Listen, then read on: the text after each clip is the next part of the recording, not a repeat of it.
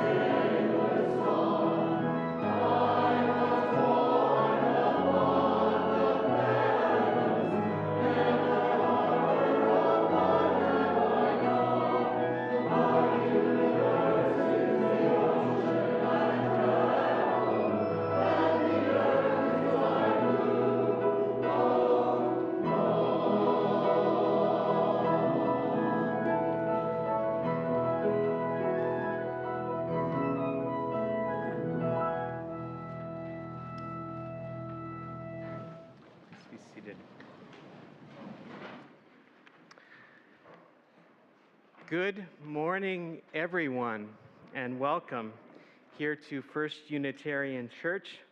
We're in Portland, Oregon. We are a multi-generational community where we each strive to grow spiritually and together work to build a beloved community. We are in a new year, and there's lots of ways to get connected in our church, and I want to mention a few of those. After the service today, I will offer a newcomer class to our church. If you're new, or even if you've been around for a while, I hope you'll join at 12:30 today in the Channing Room. Now, that's in the building just next door, and learn about this congregation, about Unitarian Universalism, and ways to get involved.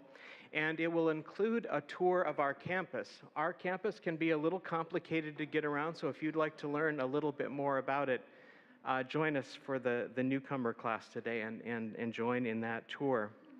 Also today at 12:30, our Community for Earth will be sponsoring a program on ways to lower utility bills, reduce harmful fossil fuel pollution, and improve air quality in your home. This will be an in-person gathering in the Buchanan building, also next door, and also on Zoom. And a couple notes about events coming up soon this month. This Thursday will be the first session of a 6-week class on white supremacy in Oregon. This is a chance to learn more about the history of white supremacy in our state. That will be offered on Zoom, and you can sign up through the church website, or you can learn more in our e-news. And on January 28th, that will be at the end of the month, the last Saturday of the month, we'll have our annual Seminary for a Day. This year, the featured speaker will be the Reverend John Burens. He's former president of the UUA and scholar, He will speak on transcendentalism, the transcendentalism movement in the western part of the United States. Should be a wonderful program.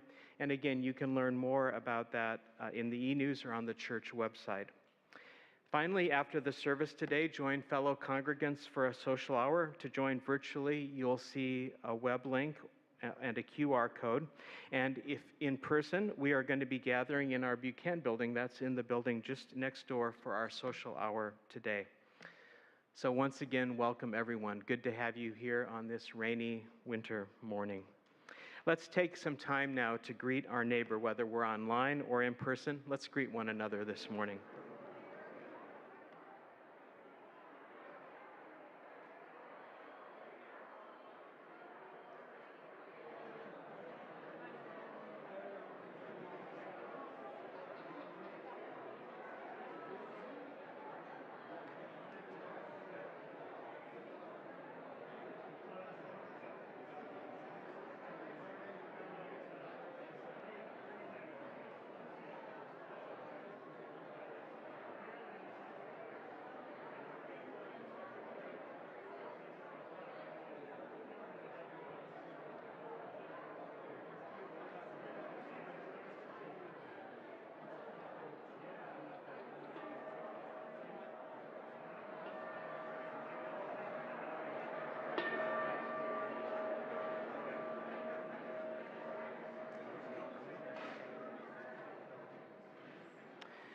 The Snyder-Brown family, Kemma, Christopher, Leo, and Sadie, are our chalice lighters this morning.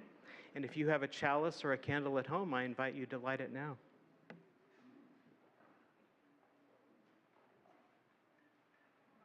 Good job. We are Unitarian Universalists. We light this chalice in faith, in hope, and in love.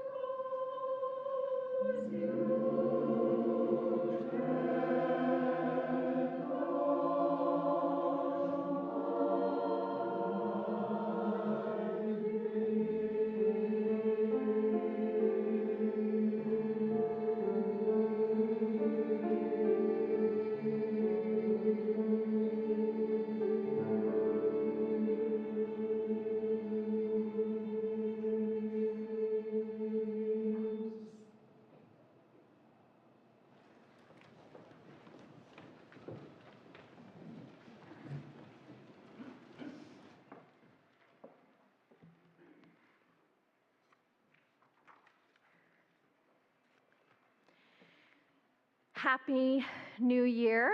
I was not here with you last week, so I didn't get to say that last week. And it is indeed the dawn of a new year, and so good to be with all of you, and a special welcome to the folks who came here because of New Year's resolutions today.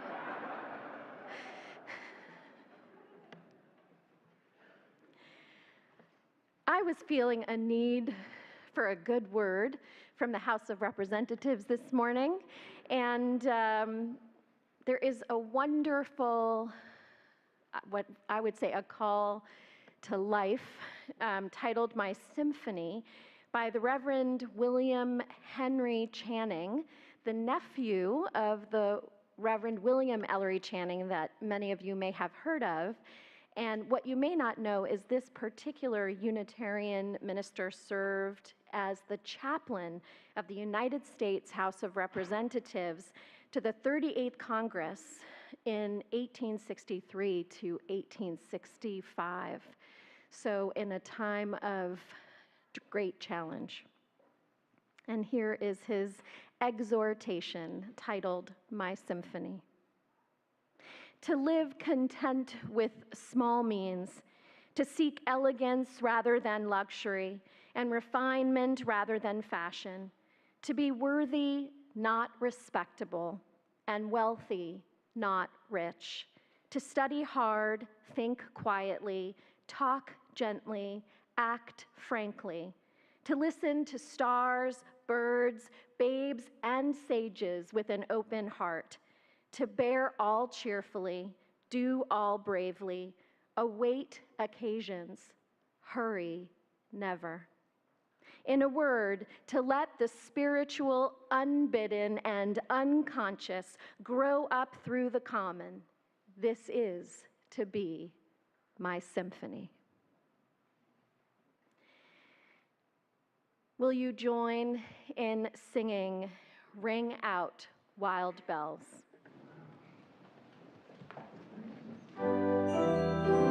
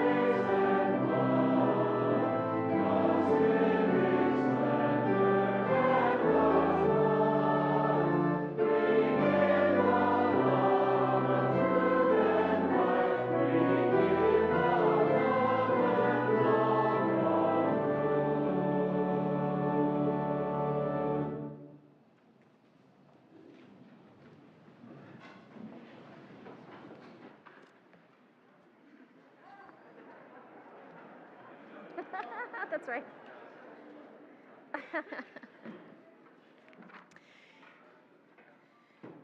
Our responsive reading is by Ken Patton, the poet and minister, called This House. This house is for the ingathering of nature and human nature. It is a house of friendships, a haven in trouble, an open room for the encouragement of our struggle. It is a house of freedom, guarding the dignity and worth of every person. It offers a platform for the free voice, for declaring, both in times of security and danger, the full and undivided conflict of opinion. It is a house of truth-seeking, where scientists can encourage devotion to their quest, where mystics can abide in a community of searchers. It is a house of art, adorning its celebrations with melodies and handiworks. It is a house of prophecy, outrunning times past and times present in visions of growth and progress. This house is a cradle for our dreams, the workshop of our common endeavor. And now, will you join in our doxology, Spirit of Life?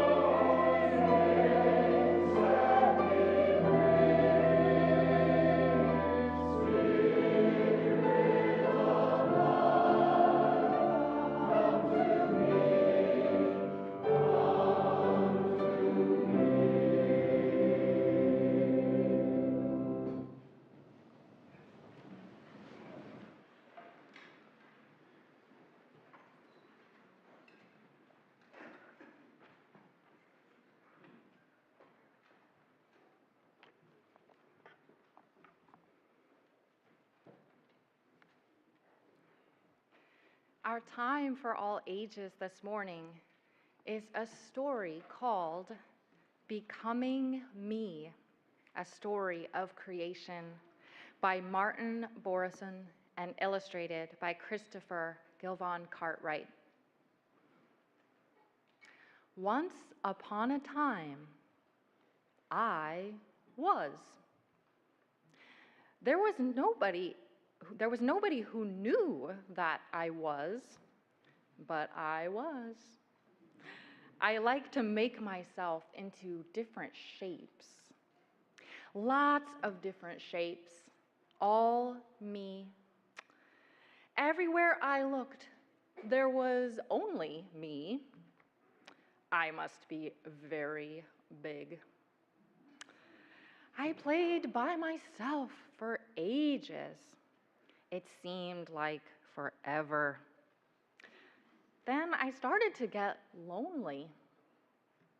I wanted someone else to play with, someone who wasn't me. So I took a deep breath. I gathered all my strength together, and I squeezed really hard. I started to feel dizzy. I felt like I was falling. And then suddenly, in a big burst, I became something else. This was so much fun. I did it again and again, lots of different ways. I do it all the time now. I can become all kinds of things. Things that grow, things that swim and crawl and fly and run. One day, I squeezed extra hard. I pushed and I pushed and I pushed, and then all of a sudden, I became you. What is this thing I'm in? Just one moment ago, I was so big, and now I'm so little. But it's like I'm all wrapped up in love. But as soon as I became you, you forgot that you are me. In time, you forgot all about me. But every so often, you wonder who you are. And I'm right here reminding you. I'm always busy now, cheering you on.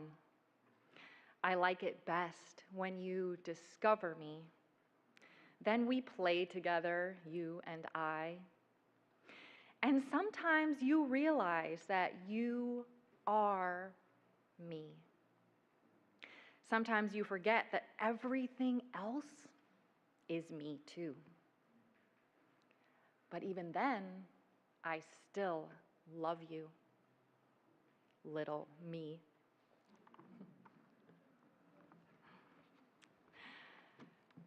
We will take the light of the chalice with us as we sing our hymn of blessing, Go Your Way in Peace, while our children and youth may leave and go to their classes.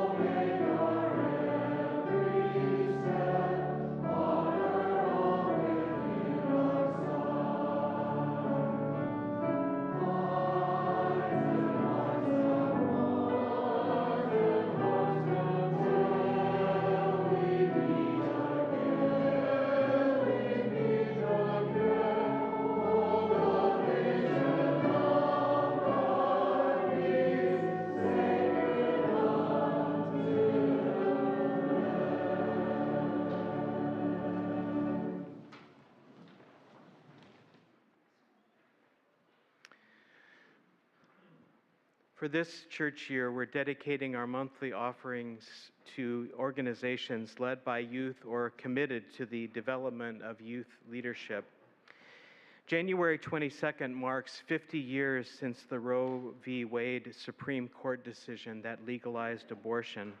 Since the court's decision last year to overturn Roe, many states have severely limited abortion health care or outlawed it altogether, including Idaho, which implemented a near-total abortion ban.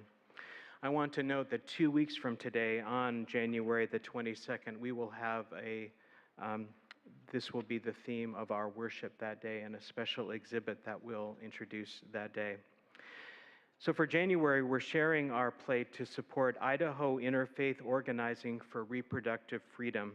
The funds we raise will support our interfaith siblings in a range of potential actions, including launching an Idaho ballot initiative for reproductive freedom, potential legal defense, direct aid for people seeking reproductive care, and building networks of support and organizing throughout Idaho.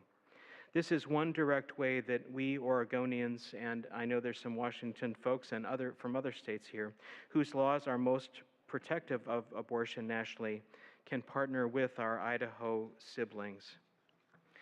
If you'd like to give your offering today and you're watching online, you can look for a QR code and a donate button on Boxcast. If you're here in person, hopefully you'll see a yellow slip of paper, and that has that QR code on it as well. Or at the end of the service, you're welcome to give a donation in cash or check to one of our ushers after the service. Thank you for your generosity as we bear witness in these days. We'll now receive our offering.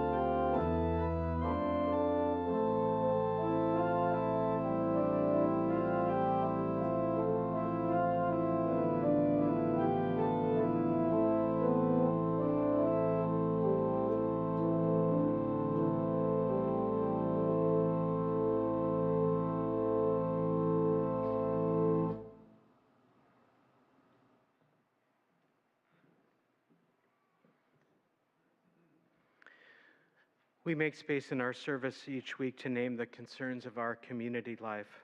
A reminder that pastoral support is offered through our ministers and lay ministers. That can include holding prayers of the congregation in person. You can leave intentions in one of the prayer urns in one of our side galleries, and online you can submit a request to prayer at firstunitarianportland.org.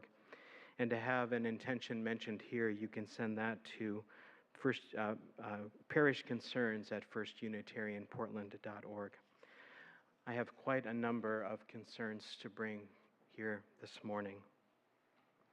We hold member Theo Harper today. Theo's brother, Robert L. Harper, died on December 24th at the age of 73. Besides Theo, Robert leaves his brothers David and Waddell Harper, sister Mary Roberts, his daughter Robin Rosenthal, and 2 grandchildren. Patrice LaRae McCurlick, daughter of member Margie Foster, died on December 28th in Billings, Montana. Patrice was 57 years old, and she lived with an aggressive cancer in the last months of her life. Margie was able to be with her in the last days before she died. Member Don Brennis and Wynn Firth share the news that their dear friend of 40 years, Paul Goldman, died this past week, survived by his wife Marion and their sons Henry and Michael and daughter-in-law Cassandra. Paul was a professor of sociology of higher education at the University of Oregon and Washington State, and did much to make it more equitable and inclusive through his research, teaching, and mentoring. He is greatly missed. Member Karen Broucher-Tobin entered hospice care this week and is now receiving palliative care at home. Karen's been living with cancer for a couple years now, and it is now spread throughout her body, including to her liver. We hold Karen and her husband Roger and their daughter in our prayers today. Barry Sutton, who has been a longtime part of our community and who has lived on the street here in Portland for decades, suffered a stroke on December 29th and has been in ICU at Providence Portland Hospital since then. Doctors hope Barry will be able to be moved to a convalescent facility soon, but let's hold him today. And finally, a reminder that a memorial for longtime member Arnie Picard will be next Saturday, January 14th at 2 p.m. in our Elliott Chapel. Arnie died on November 29th at the age of 95. Will you join me now in a spirit of prayer and meditation? Spirit of life and of love, God of many names and of no name, hear our prayers in this still almost new year. How is it we spend our days? How is it we mark time? How is it we mark a life? May we make a space to honor and remember those who have gone before us. May we bear witness to all who suffer, all those in the larger circle of family and friends, fellow citizens who accompany us on this journey, all the children of the world. In this new year, in all our days, may we make a space for the holy to be present. May we make a space for the creation of which we are all a part to continue its unfolding. And may we see ourselves, our lives, as part of that unfolding, your recreation of this new day. In this year and in all our days, may we know beauty, may we know love, may we know forgiveness, may we know grace, and may we always, always make a space to give thanks. Amen. Let's hold a few moments of silence now together.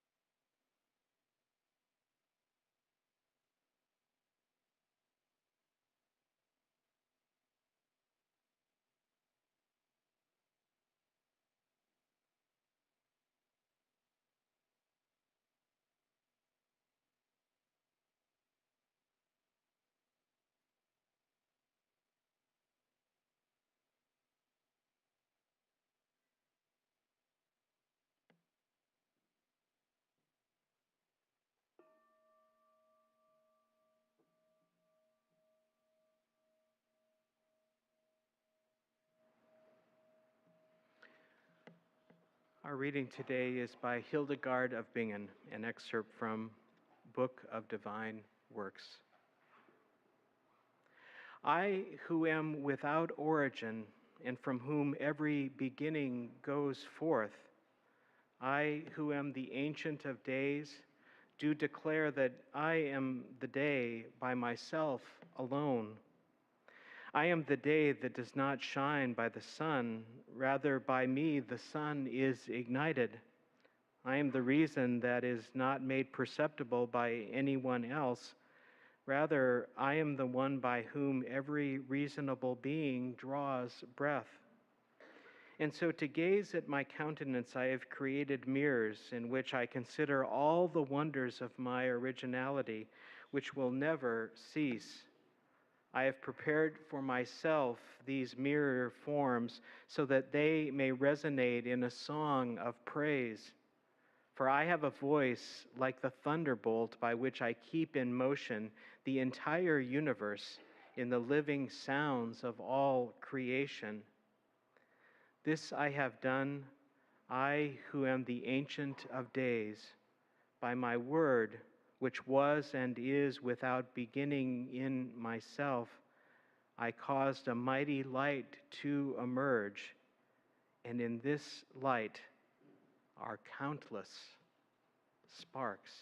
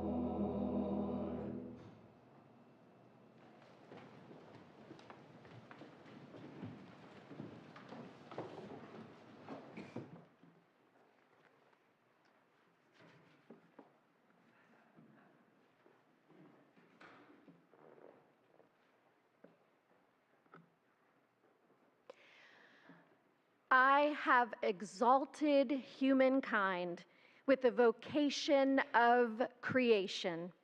I call humankind to the same norm. Here is one stanza of the greater works of Hildegard von Bingen, a 12th century German abbess, expressing the divine word as she came to know it in her heart. She read in the story of creation as found in the Bible, and the story of creation found in daily living, the great end of humankind. To allow the spirit and fire that animates and illuminates our deepest longing and our deepest knowing to be set free and to become composers, one and all. If we stop asking literal questions about evolution when we look at the first chapters of the Bible, we find there a beautiful and true symphony that describes the meaning of creation from a metaphorical first day to our time in the present. It is written, "In the beginning, God created the heavens and the earth. The earth was without form and void, and darkness was on the face of the deep, while a wind from God swept over the waters, and God said, 'Let there be.'" All of a sudden, something came to pass, and a great possibility was born where before mostly absence, or more likely chaos, defined the universe. A presence that had the power to mold and to multiply on the known sphere. In science and in religion, we might call this acting principle the first cause. This great cause, this organizing principle, began a cascade that created life out of what had been at one time merely swirling gases that had no being, no other being, and no love. Unique elements without which we would cease to matter, and we would cease. The creative spirit that we have come to know in the story has the power, as do we, to fashion out of the chaos that pre-exists in the world and would seem to lead via forces of entropy to the absence of life instead of its very opposite, to molding and multiplying, to creativity and life teeming from our motions and emotions. All of us may not be painters or musicians like Hildegard, but we all create order and beauty out of the dissonant chords and pictures that make up our lives. All of us may not have children, and yet our actions have the power to make or unmake fertile possibilities for the next generation. And God said, "Let there be." Or some beautiful moment before which we could exist happened, and light and life and love, all the possibilities of creation were where once before they were not. Have you ever had an idea that was so powerful that you both hoped and feared sharing it? On some days, we have the soul of an artist, and trusting that all the mistakes lead somewhere, we open ourselves to helping that idea find a home in the world. Other days, we repress that idea, that yearning, that possibility, and so it remains in the realm of non-being for another pregnant moment, and never again will it come to life in the unique union that our individual life brings to it now. There are times when this repression makes sense, if it is a false creation, one that chokes off the possibility of further creation and therefore life.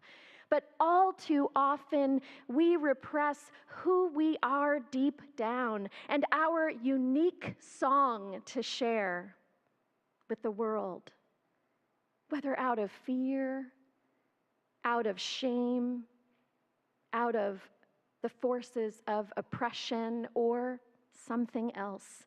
And this can lead to a kind of spiritual sickness, as it did with Hildegard von Bingen. She was born in the year 1098 at a time and in the place where she lived. The world was waiting for a woman of courage to mold and multiply the disorder into a place that included the respect to listen to the voices of women. People of the time were not accustomed to listening to the feminine form of wisdom. And so for 42 years, she repressed her gifts until finally this spiritual sickness in the culture and in her heart manifested as a physical illness.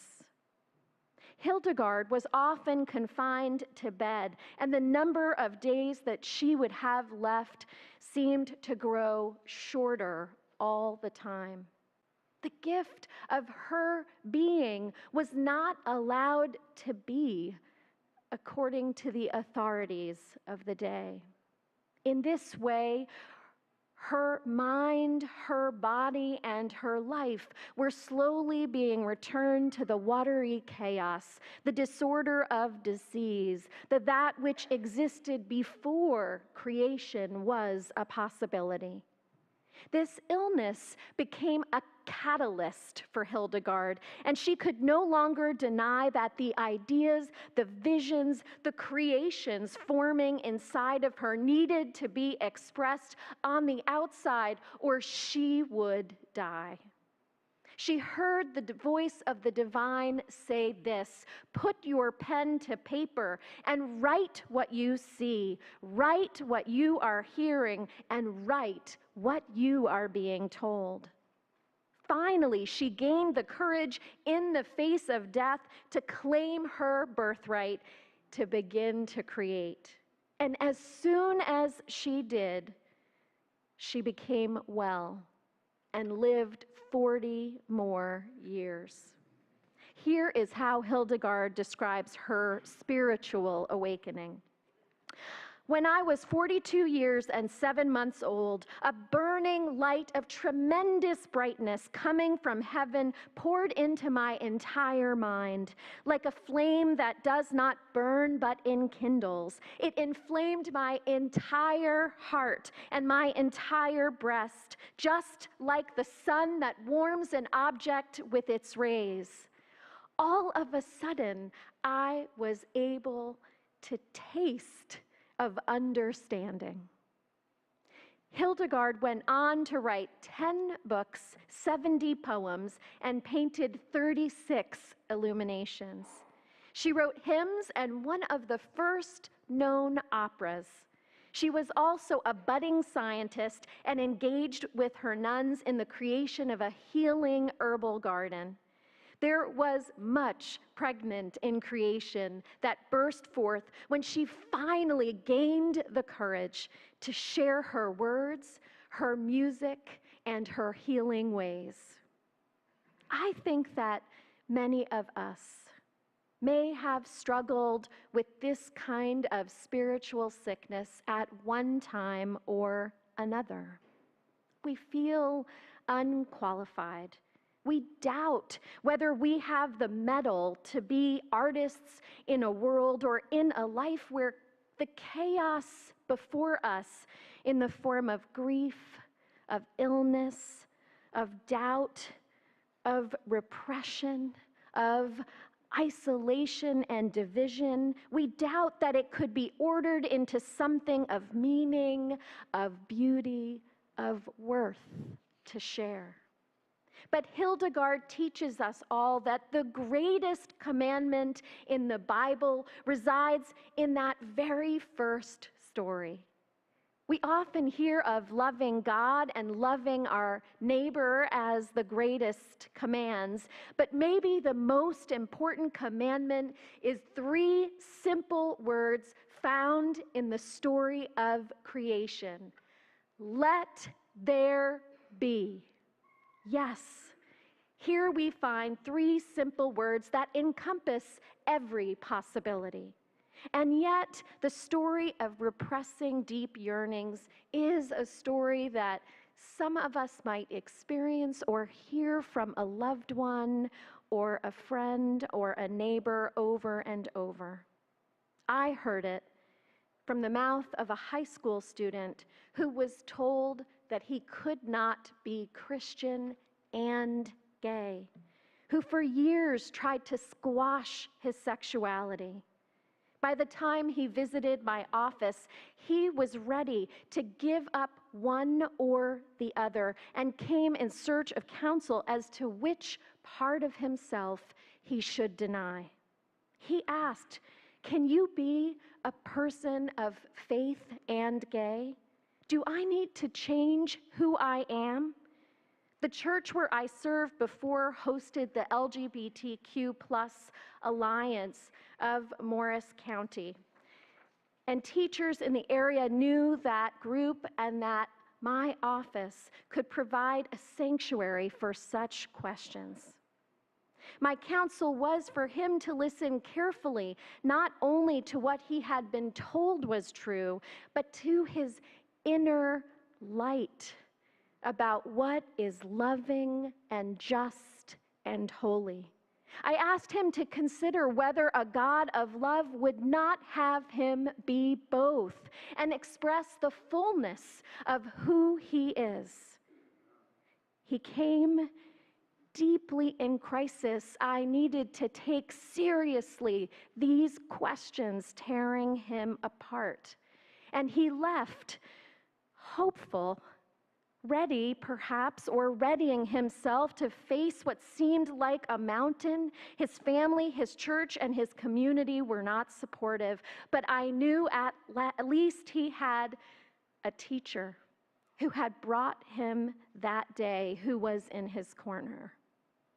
At the end of his visit, we stayed in touch via email. At first, his letters were very tentative about what God and faith would look like if all love between peoples was honored. Eventually, they grew more bold, sharing the adventures of his heart as he explored relationships and the unfolding of his call to live out faith in a new way. I rejoiced when I received word from him a few years after we had first met. He was leading a Christian campus ministry, openly dating a man, and excited about his path. I lived this story of repressing a part of myself when I took my first steps towards the ministry during my chaplaincy internship. As a cancer survivor, I was always so careful not to touch or pray with my patients or congregants using my left arm and hand where the tumor, the primary tumor, had been found.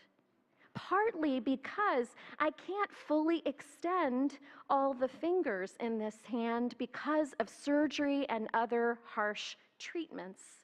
Not when my arm is extended. But mostly because I saw this arm as a source of weakness and illness. Then one day in a hospital in Boston, I met a woman who happened to have the same rare form of cancer. It was actually the first time I had met another person who had had the same cancer. And for the first time, it felt somehow appropriate to touch her shoulder with that very imperfect arm as we prayed together. And so I did. At once, I could feel that through this arm flowed many of my experiences of overcoming fear and pain, of gaining wisdom, of finding healing, even if it doesn't include perfection. A gift of my ministry, long held captive, was at once released. At the dawn of a new year, I hope that you'll consider what longing you might be suppressing, or what ways you might be holding back the fullness of who you are. We are here on earth to express the impulse of creation, to fulfill itself through our minds and hearts and hands. We are here to set it free again and again and again. Isn't that what we hope for the children and youth who are with us each Sunday participating in our learning community? We wish them to gain the freedom and tools to create the masterpieces and minor pieces that make up a life well lived. And when we gather here in our sanctuary at the end of a loved one's life and tell their story, isn't that what we're celebrating? The ways that their unique gifts unfolded in creative and loving gestures that touched us all. It is my hope that all of us learn how to heed that fiery spirit or that still small voice when it arrives in our hearts. Each one of us can be creators and co-creators and give permission to others to mold and multiply the best that resides in them. When we do, we just might find, as did Hildegard, that our song, our work of art, our labor of love moves with a destiny like a feather on the breath of God. Yes, let there be. Let there be light and love and music, scientists and symphonies. Let there be children and young adults who grow up unrestricted as to whom they should love or who they can be. Let there be the experience of an enkindling fire in the hearts of people that calls all of us forth. Let there be mathematicians and mystics, lovers and loners, dancers and doctors, environmentalists and entertainers, technicians and teachers. Let there be ordinary heroes and extraordinary healers. Let there be in all our hearts an indwelling and a bursting forth of creation. Let there be all we are now and all we can ever become. Oh, yes, let there be.